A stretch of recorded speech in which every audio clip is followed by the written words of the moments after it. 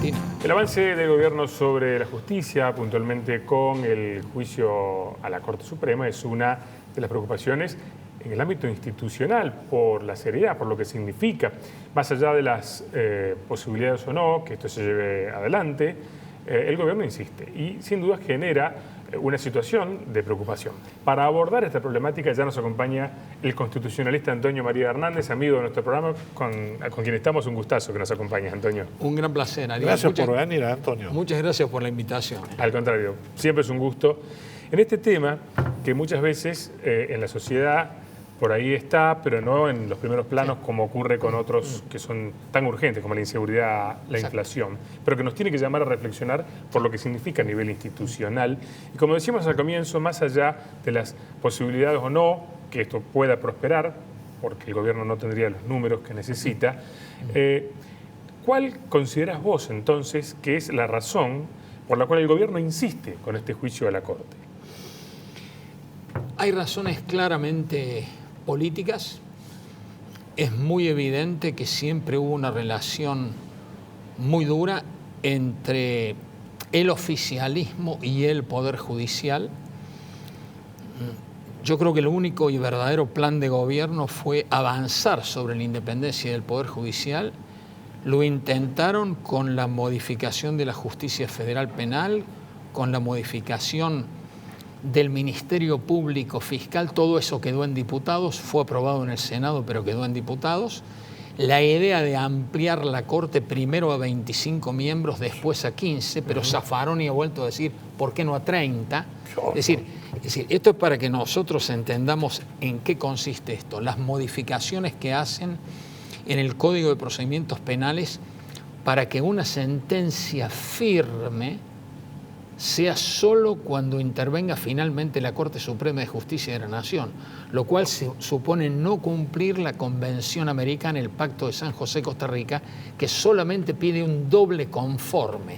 Entonces, ¿a dónde apuntan estos temas? Primero, una actitud claramente antirrepublicana y anticonstitucional, no respetar la independencia del Poder Judicial, que es una base de nuestra democracia constitucional.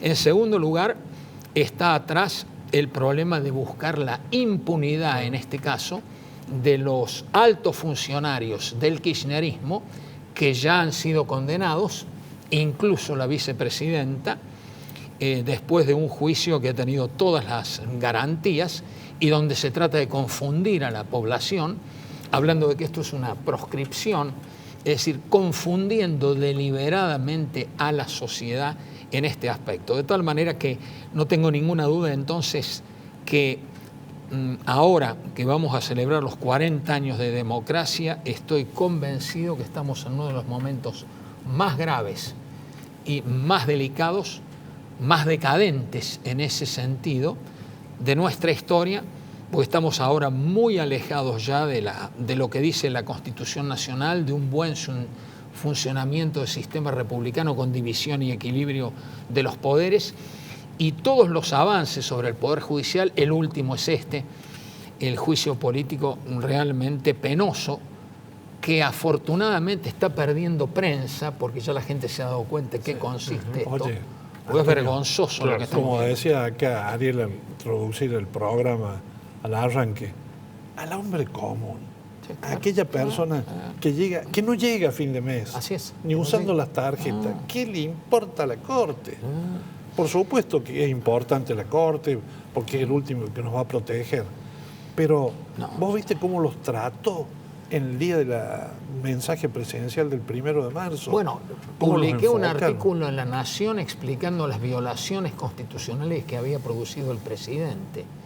Es decir, expliqué en un artículo cuáles eran las violaciones que había cometido el presidente. Desde el artículo, primero, no cumplir el objetivo que tenía el discurso presidencial, donde uno tiene que informar primero, antes de hablar del Estado de la Nación, de las reformas prometidas por la Constitución. Ahí aproveché para recordar las 25 leyes reglamentarias que todavía el Congreso nos debe, y siendo el Poder Ejecutivo colegislador, podría haber tenido interés en cumplir mínimamente la Constitución. O sea que, en definitiva, un discurso que obviamente no cumplió con el mandato constitucional, pero inmediatamente después violó una vez más el artículo 109 de la Constitución, que prohíbe al presidente intervenir en causas judiciales.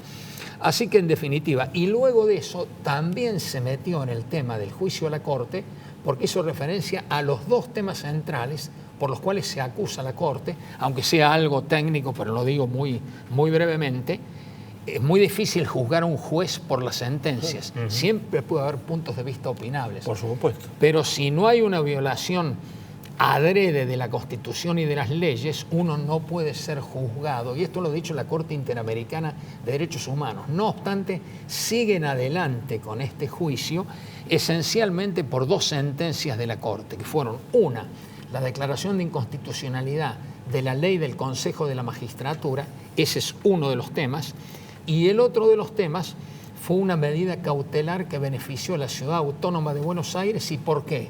Porque el presidente, en ejercicio de lo que yo llamo el hiperpresidencialismo, había quitado fondos de la coparticipación de la Ciudad de Buenos Aires y los había destinado a la provincia de Buenos Aires, que es lo que la gente no tiene presente. Es decir, la máxima arbitrariedad política, rompiendo además directamente el artículo 75, inciso 2 de la Constitución, que establece claramente que la coparticipación impositiva o la transferencia de competencias y funciones es ejercicio de lo que se llama el federalismo de coordinación o de concertación, y que siempre es necesaria la voluntad de la provincia o de la Ciudad Autónoma de Buenos Aires para que avance la transferencia.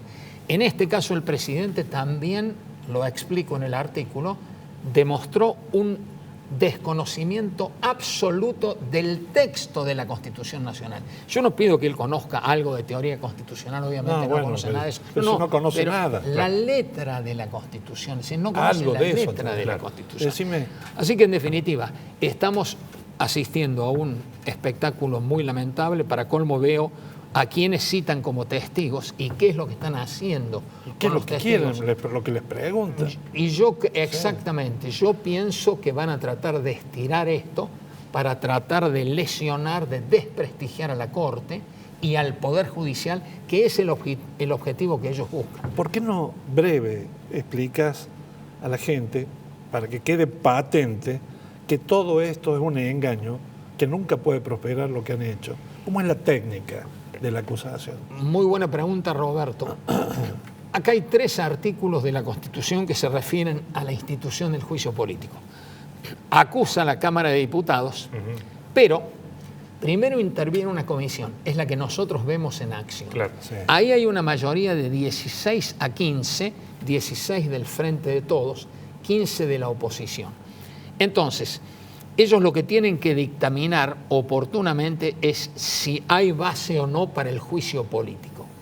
Eso pasa al plenario ya de la Cámara de Diputados y la Constitución exige 2/3 de votos de los miembros presentes. Y todos nosotros sabemos que de ninguna manera se alcanza ese número. Por lo cual, obviamente, la utilización de esta institución tan importante de la Constitución, que la están desprestigiando, tiene nada más que un objetivo político, que es este que estamos, que es el desprestigio de la justicia y de la Corte en particular. Luego de eso, en el artículo 59, se establece que es el Senado quien debe juzgar la acusación aprobada por la Cámara de Diputados. Y acá, de nuevo, lo que se exige son 2/3 de votos de los miembros presentes. Es decir, no hay ninguna duda, con el conocimiento que uno tiene y con lo que es la representación política actual, que no hay posibilidad de que sea aprobada ni el juicio político ni la acusación en la Cámara de Diputados, ni eventualmente tampoco en el Senado. De tal manera que esto, ¿qué efectos ha producido?